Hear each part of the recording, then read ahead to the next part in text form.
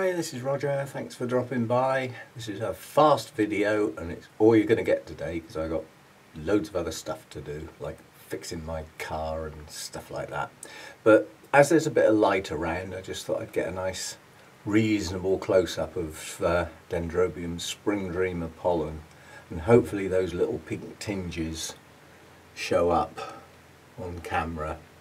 They are delicate, but they just, to me, they just make the bloom, because without it, it would just be plain white. Varying degrees of that pink tinge, depending on which bloom you look at. I think that one's probably got the most pink on it, and some of them have hardly got any, but it does vary.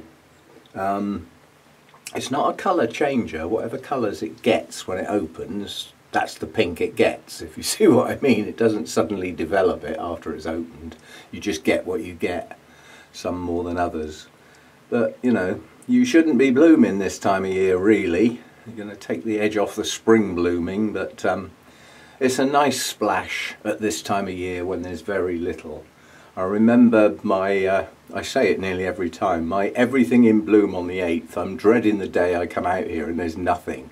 Well, that one will be there, if nothing else. And as colour changes go, I don't know if I can focus on this. Oh, I can't get too close. But you can see the difference on this Tolumnia. These blooms have been open a while. You see the yellow, it fades, yeah? But the orange round the edge develops. You can hopefully see inside the new one that's just opening how deep that yellow is. And this one hasn't long been opened, so it's a colour changer, but as a plus rather than a negative. It doesn't get worse as it ages, it gets better. But on the grounds that we do get colour changes, this was the tease at the end of the last video, because these blooms weren't open. They're still not fully open, but I wanted to get it today on the grounds that if it's a colour changer, I've got it as it is when it opens. Quite honestly, these are lovely. If it's going to produce fragrance, I probably haven't got the light level in here today. I'll check it again tomorrow and the next day, because it's more likely to develop as the blooms age rather than when they're fresh. But I'm well pleased with that. It's a nice Cattleya. It's a reasonably balanced flower. As I said, they're not fully open yet. The sepals will go back a bit, and it will open a bit more full. And that's Cattleya. I think, I'm not sure whether it's actually Cattleya, but it's Angel Heart. I'm not sure whether it's a BL or a BC or a BMF. It's one of those anyway.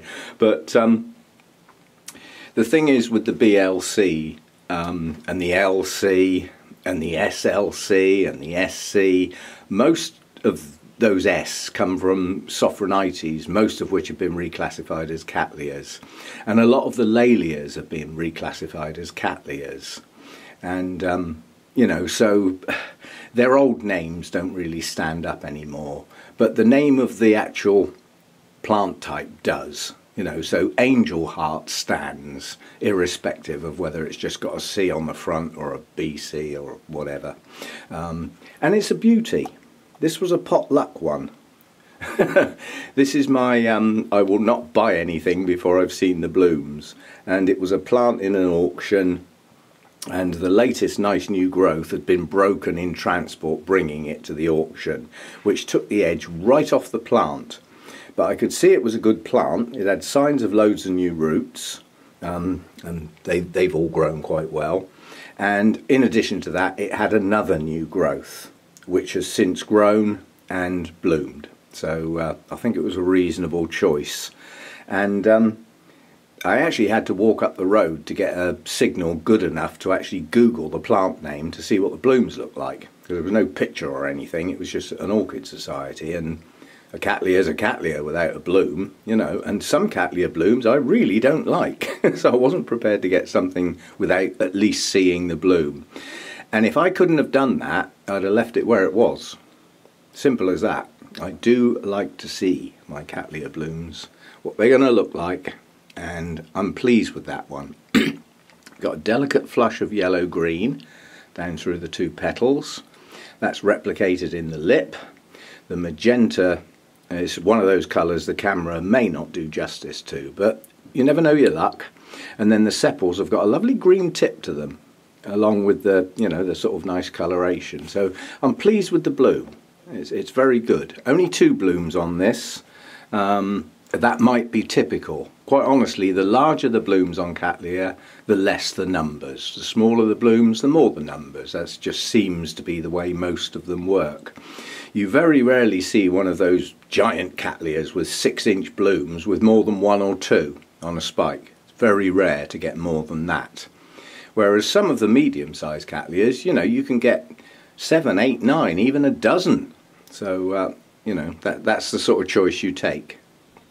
Yeah, well pleased with that. So just a short video to show that as it's virtually fully open, and I've got things to do, so that'll have to do for today. See you next time. Thanks for dropping by.